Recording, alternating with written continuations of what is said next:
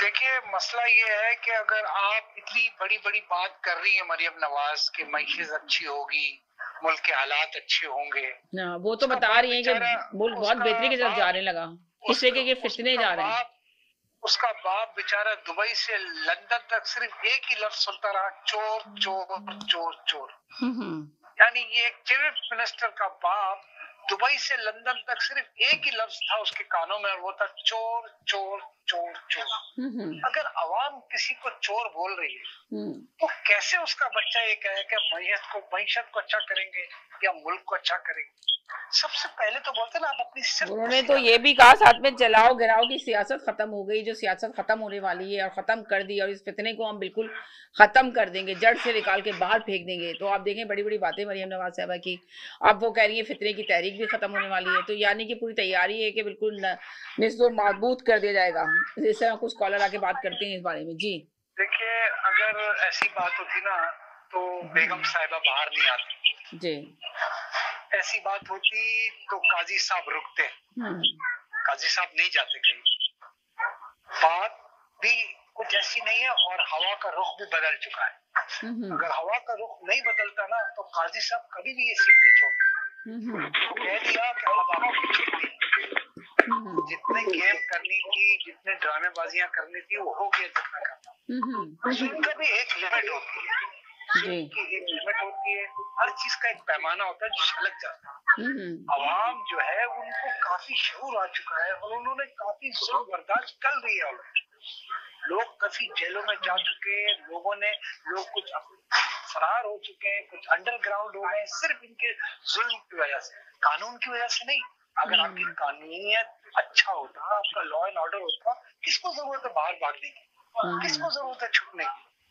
यानी आप ये पाकिस्तान की 75 साल की जिंदगी में कभी आपने सुना है कि हमारे औरतों की इतनी बेहरमतियां की, औरतों का हक खाया गया, औरतों को दुपट्टा उतारा गया उनके घरों में? कभी 75 साल में हमने भुट्टो के दौर में कभी सुना है? कभी नहीं सुना। ज़ियाउल का दौर सबसे खतरनाक दौर था, उसने भी इतना जुल्म नहीं किया। कराची भूल गए क्या आप? मसला सिर्फ ये है।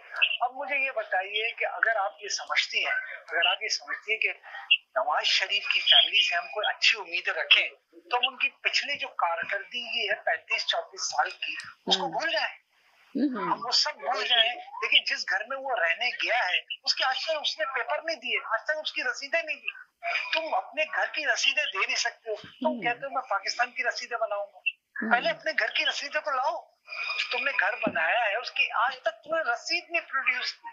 तुम कैसे मशीद को सीधा करोगे, मईशत को सीधा करोगे? मईशत को सीधा करने के लिए आपको पहले इंसान बनना पड़ेगा, एक शरीफ आदमी बनाएगा, जस्टिस लॉ एंड ऑर्डर देखना पड़ेगा। आप लॉ एंड ऑर्डर को रिस्पेक्ट नहीं करते। आपने इतनी प्रॉपर्टी, इतने सारे लोगों के घर बनाए, इतनी दौलतें आपने बनाई, ये सब ये इनका हिसाब किताब है।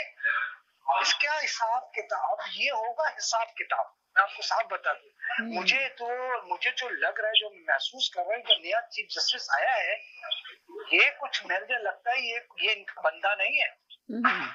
उसने बिल्कुल सब चीजें सीधा कर दी है। 3-4 अच्छी खबरें उसने दे दी है कि भैया मैं तो आया हूँ कुछ हिसाब किताब करने के लिए, मैं किसी के उसमें नहीं आऊंगा। अगर आपको मुल्क को चलाना है, मुल्क की मईशत को सीधा करना है, पाकिस्तान को एक बावकार मुल्क बनाना है, तो आपको लॉ एंड ऑर्डर को सीधा करना पड़ेगा। और लॉ एंड ऑर्डर जब सीधा होगा जब आपके रहनुमा, आपके लीडर सच्चे होंगे। यही बात है। किसी और को ले लीजिए आप। जी बहुत शुक्रिया, थैंक यू, आपने दे दिया, छोटी छोटी मोटी मोटी बातें कर दी। जी चौधरी साहब बोले, आप क्या कहेंगे?